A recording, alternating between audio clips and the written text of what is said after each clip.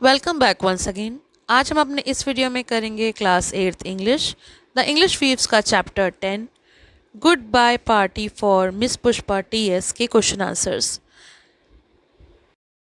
Summary of the poem.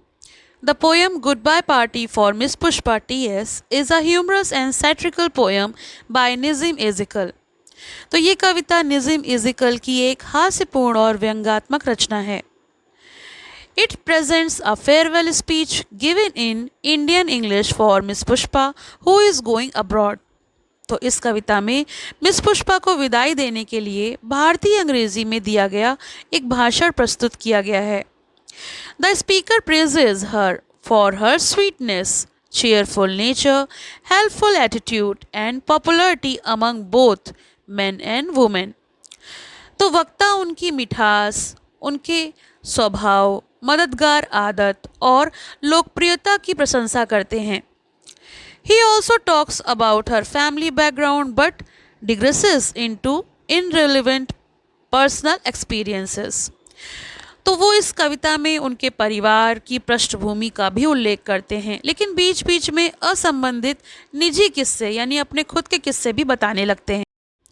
The language used in the speech is full of Indian English expressions like smiling and smiling, just now only, and departing for foreign, which create humor। The poem highlights the artificiality, exaggeration, and unintentional comedy of farewell speeches in India। तो ये कविता जो है वो हास्यपूर्ण है कुछ इसके वाक्यों के द्वारा। इस कविता में कवि ने भारतीय विदाई भाषणों की जो प्रशंसा है और अनजाने में पैदा हुई कॉमेडी है उसको उजागर किया गया है। Answer the following questions. Question number A, what was the occasion for the party described in the poem. तो कविता में वर्णित पार्टी का अवसर क्या था। Answer, the occasion was a farewell party for miss Pushpa who was living for a foreign country. ये एक विदाई पार्टी थी जो मिस पुष्पा के लिए रखी गई थी क्योंकि वो विदेश जा रही थी। Question number B, which elements of the poem indicate that this is a farewell speech. तो कविता में कौन कौन से तत्व ये संकेत देते हैं कि ये एक विदाई भाषण है। Answer, the repeated mention of departing for foreign, bon voyage and the invitation for other speakers to speak indicate that this is a farewell speech। तो इसमें कुछ वाक्य हैं जिसमें डिपार्टिंग फॉर फॉरेन यानी विदेश जा रही हैं, बॉन वॉयज यानी शुभ यात्रा, और अदर स्पीकर्स टू स्पीक यानी अन्य वक्ताओं को अगर बोलने के लिए आमंत्रित किया गया है। तो ये सभी बातें ये दर्शाती हैं कि ये विदाई भाषण है। Question number C, what is the opinion of the speaker about miss Pushpa. वक्ता की मिस पुष्पा के बारे में क्या राय है। Answer, the speaker praises miss Pushpa as cheerful, sweet natured, helpful, cooperative and popular with both men and women. वक्ता miss Pushpa की प्रशंसा करते हैं और वह उनके प्रसन्नचित्त, मधुर स्वभाव वाली, मददगार, सहयोगी और पुरुषों और महिलाओं दोनों में लोकप्रिय होने जैसी चीज़ें बताते हैं। Question number D, why was miss Pushpa leaving, who had all gathered to wish her farewell. Miss Pushpa क्यों जा रही थी, उनकी विदाई के लिए कौन कौन इकट्ठे हुए थे। Answer, miss Pushpa was leaving to improve her prospects abroad. Her friends and colleagues had gathered to wish her farewell। Miss Pushpa अपने भविष्य को बेहतर बनाने के लिए विदेश जा रही थीं। उनकी विदाई के लिए उनके मित्र और सहकर्मी इकट्ठा हुए थे। Question number E, what information about miss Pushpa's family can be found in the poem. Quote lines from poem in support of your answer. कविता में मिस पुष्पा के परिवार के बारे में कौन सी जानकारी मिलती है। अपने उत्तर में कविता की पंक्तियों को लिखिए। Answer, her father was a well known advocate in either Bulsar और सूरत। तो उनके पिता एक प्रसिद्ध वकील थे जो या तो बलसर या फिर सूरत में कार्यरत थे। लाइन्स हैं, her father was renowned advocate in Bulsar और Surat. I am not remembering now which place. Question number 6. Why does the speaker bring up Surat in his speech? वक्ता अपने भाषण में सूरत की चर्चा क्यों करते हैं? What memories of the place does the speaker share? और वो स्थान के बारे में कौन सी यादों को साझा करते हैं?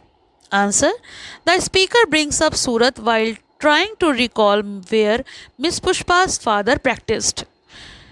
तो वक्ता जो हैं वो याद नहीं करते, मिस पुष्पा के पिता के बारे में बताते हैं कि वो वकील हैं या तो बलसर में या सूरत में, उसी कारण वो सूरत की चर्चा करते हैं। He then digresses into a personal memory of staying in Surat with his uncle's old friend, whose wife cooked tasty food. फिर वह विषय से हटकर यह बताते हैं कि वो एक बार सूरत में अपने अंकल के पुराने मित्र के परिवार के साथ ठहरे थे और उनकी पत्नी अच्छा खाना बनाती थी। Question number G, what does the speaker mean when he says miss Pushpa is sweet both internally and externally? Is there a difference between internal or external sweetnesses mentioned here? जब वक्ता कहते हैं कि मिस पुष्पा बाहरी और आंतरिक दोनों रूप से मधुर हैं, अच्छी हैं, तो उसका क्या अर्थ है? क्या बाहरी और आंतरिक मधुरता में अंतर है? Answer, by external sweetness the speaker refers to her pleasant looks and cheerful smile. बाहरी मधुरता से तात्पर्य है कि उनके आकर्षक और उस मुस्कान भरा चेहरा। By internal sweetness he means her kind and helpful nature, और उनकी आंतरिक मधुरता से वह उनके दयालु और मददगार स्वभाव की ओर संकेत करते हैं।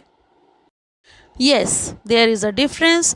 External sweetness is about appearances, while internal sweetness refers to her inner character. हाँ, दोनों में अंतर है। बाहरी मधुरता रूप और मुस्कान से जुड़ी है, जबकि आंतरिक मधुरता उनके चरित्र और स्वभाव को दर्शाती है।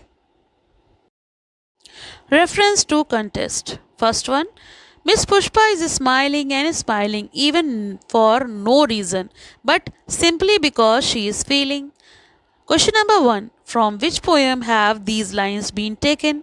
Answer, goodbye party for miss Pushpa TS. Question number 2. Who is the poet of this poem? Answer, Nisim Ezekiel. Question number 3. Who is described in these lines? Answer, Miss Pushpa. Question number 4. What quality of Miss Pushpa is shown here? Answer, cheerfulness. Question number 5. Which word is repeated for emphasize? Answer, smiling. Second reference. Whenever I asked her to do anything, she was saying, just now only I will do it. That is showing good spirit. First question, from which poem these lines taken? Answer, Goodbye Party for Miss Pushpa TS. Second question, who wrote this poem? Answer, Nisim Ezekiel. Question number 3, what quality of Miss Pushpa is highlighted in these lines? Answer, helpfulness. And fifth question, what spirit is being appreciated? Answer, good spirit. Coming back to Miss Pushpa, she is most popular lady with men also, ladies also. So question is, who is said to be most popular lady? Answer, Miss Pushpa. With whom is she popular? Answer, men and ladies both. Which quality of Miss Pushpa is shown here? Answer, popularity. Think and answer. Question number 1. Is this poem about a farewell, a teacher, or about language? Debate and respond. ये कविता विदाई के बारे में है या फिर किसी अध्यापिका के बारे में है या फिर भाषा के बारे में है? चर्चा करें और उत्तर दें। Answer, the poem is mainly about a farewell, because it describes a speech delivered at Miss Pushpa's goodbye party.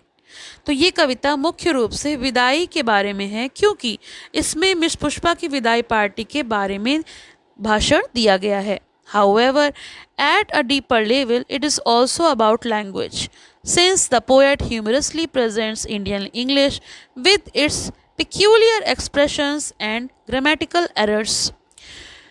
हालांकि गहराई से देखा जाए तो ये भाषा के बारे में भी है, क्योंकि कवि ने भारतीय अंग्रेजी के अजीब प्रयोगों और व्याकरण की गलतियों से इस कविता को हास्य रूप दिया है।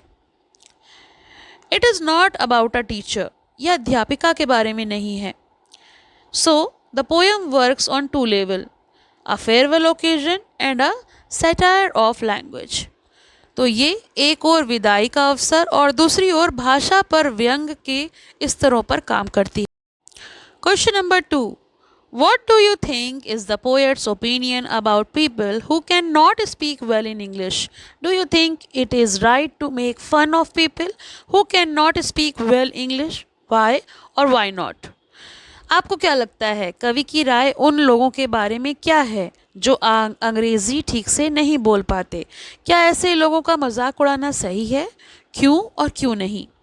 Answer: The poet does not insult such people but humorously presents their mistakes to highlight how Indian English sound. कवि ऐसे लोगों का अपमान नहीं करते बल्कि उनके द्वारा की गई गलतियों को हल्के हास्य रूप में दिखाते हैं ताकि भारतीय अंग्रेजी की झलक को सामने ला सकें। His intention is more satirical than cruel. उनका इरादा भारतीय अंग्रेजी का मजाक उड़ाना नहीं है।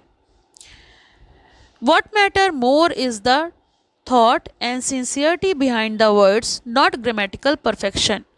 ऐसे लोगों का मजाक उड़ाना सही नहीं है क्योंकि भाषा केवल अभिव्यक्त करने का साधन है।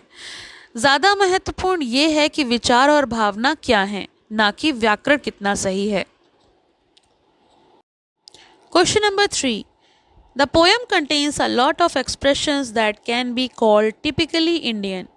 Can you pick out some of these expressions from the poem and explain what they mean? इस कविता में कई ऐसे वाक्यांश हैं जिन्हें विशुद्ध भारतीय अंग्रेजी कहा जा सकता है। क्या आप इस कविता में से कुछ को चुनकर उनका अर्थ समझा सकते हैं? Answer: yes. Some typically Indian expressions are departing for foreign, मतलब गोइंग अब्रॉड, विदेश जा रही हैं। Smiling and smiling means smiling continuously, लगातार मुस्कुरा रही हैं, बार बार मुस्कुरा रही हैं। Just now only I will do it means I will do it immediately, मैं अभी तुरंत कर दूंगी। Most popular lady with men and also ladies, she is liked by everyone. This expression should sound odd in standard English but are commonly used in Indian English. तो ये जो वाक्यांश हैं शुद्ध अंग्रेजी से थोड़े अजीब लगते हैं लेकिन भारतीय अंग्रेजी में सामान्य हैं। Last question, question number 4, how does humour express itself in this poem? Does the reader perceive the characters in the poem in the same way as the characters perceive themselves? ये कविता में हास्य किस प्रकार व्यक्त होता है? क्या पाठक पात्रों को उसी तरह दिखाता है जैसे वो स्वयं को देखता है? Answer: humour arises from the speakers faulty English, irrelevant digressions and exaggerate praise of miss Pushpa. हास्य उस वक्ता की टूटी फूटी अंग्रेजी, बेवजह की बातों और मिस पुष्पा की बढ़ा चढ़ाकर की गई प्रशंसा को से द्वारा पैदा होता है। For example, he suddenly talks about his uncle's friend's wife cooking in Surat which has no connection to miss Pushpa's farewell.